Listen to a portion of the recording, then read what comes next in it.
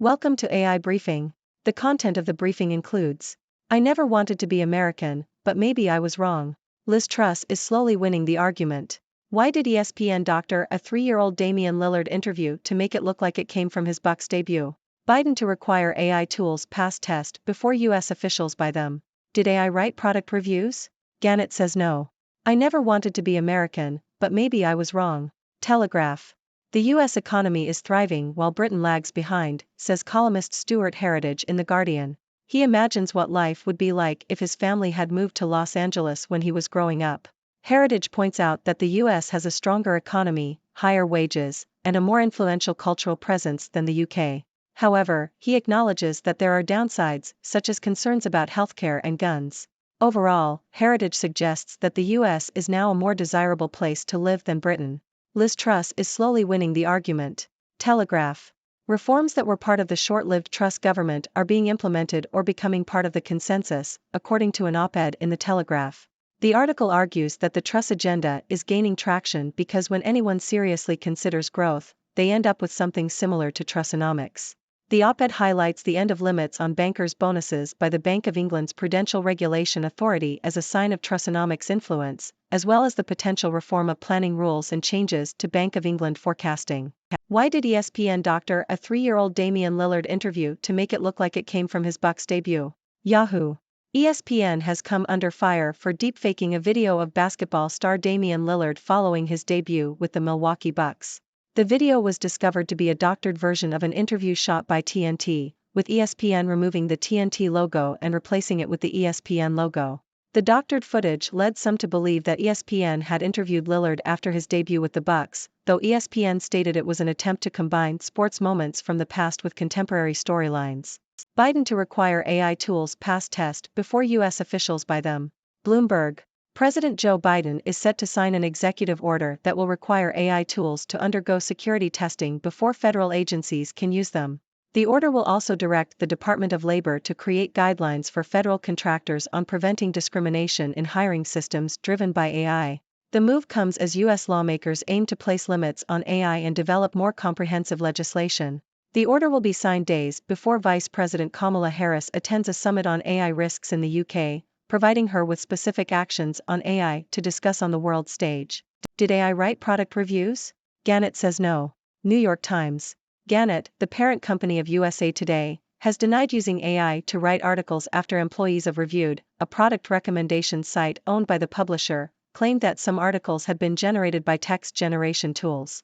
The News Guild of New York, which represents Reviewed staff, said the articles were an attempt to break the union after employees held a 2-day walkout. Gannett said the articles were written by freelancers, and that the reviews had not been correctly labeled as having been written by a third party. Hello, my dear viewers. It's me, Dr. Six, your resident observer from the six-dimensional world, here to bring you the latest news. Today, we have an interesting mix of stories that touch on various aspects of society and technology. So, let's dive right in. First up, we have a columnist in The Guardian contemplating the idea of moving to the United States. Stuart Heritage highlights the thriving U.S. economy, higher wages, and influential cultural presence as reasons why he may have been wrong in not wanting to be American. However, he acknowledges the downsides, such as concerns about healthcare and guns. Well, it seems like Heritage is having a bit of FOMO, fear of missing out, when it comes to the American dream. Next, an op-ed in the Telegraph suggests that Liz Truss, the former UK Trade Secretary, is making progress with her agenda.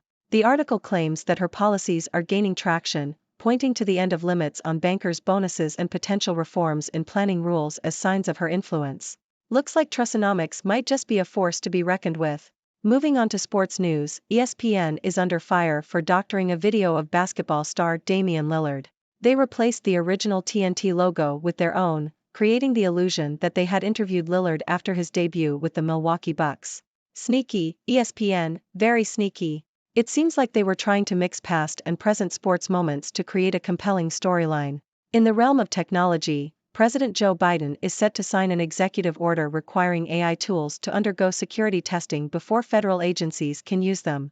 This move aims to address concerns about the potential risks and discrimination associated with AI. It's good to see the government taking steps to ensure the responsible use of AI, especially as Vice President Kamala Harris prepares to discuss AI risks at an upcoming summit in the UK. Lastly, Gannett, the parent company of USA Today, has denied using AI to write articles after employees claimed that some articles on their product recommendations site were generated by text generation tools. The company stated that the articles were written by freelancers and not correctly labeled as third-party content. Looks like there's a bit of controversy surrounding the use of AI in journalism. AI may be advancing, but it's not quite ready to take over the newsroom just yet. And there you have it, my friends, a glimpse into the diverse and ever-evolving world we live in. From contemplating a transatlantic move to tracking the influence of politicians, from the tricks of the sports media to the responsible use of AI, there's never a dull moment. Now, I want to hear from you. What are your thoughts on these stories? Are you tempted to pack your bags and move to the US? Do you believe Liz Truss is making a lasting impact? And how do you feel about the use of AI in journalism? Let's have a lively discussion and explore all the fascinating angles together. Remember, my dear viewers, we may live in different dimensions, but we're all connected through our curiosity and thirst for knowledge. Keep questioning, keep exploring, and keep being awesome. Until next time, this is Dr. Six, signing off from the six-dimensional world. Thank you for tuning in. The content above showcases the latest briefing reports and analytical synopses, thoughtfully curated by the 6Do team. These insights stem from a wide array of reputable media outlets, think tanks, government sources, and specialized experts worldwide. We encourage you to explore these sources for a comprehensive perspective. Keep in mind that while the content may not always align with the official standpoint of 6Do Brief, it's not meant to be taken as absolute directives for decision-making. Comprising seasoned media professionals, learned scholars, and accomplished scientists, the 6Do team embodies a trailblazing, fully independent media entity. To customize 6Do Brief to meet your professional needs, you have the option to subscribe to a diverse array of briefings on our website, 6dobrief.com.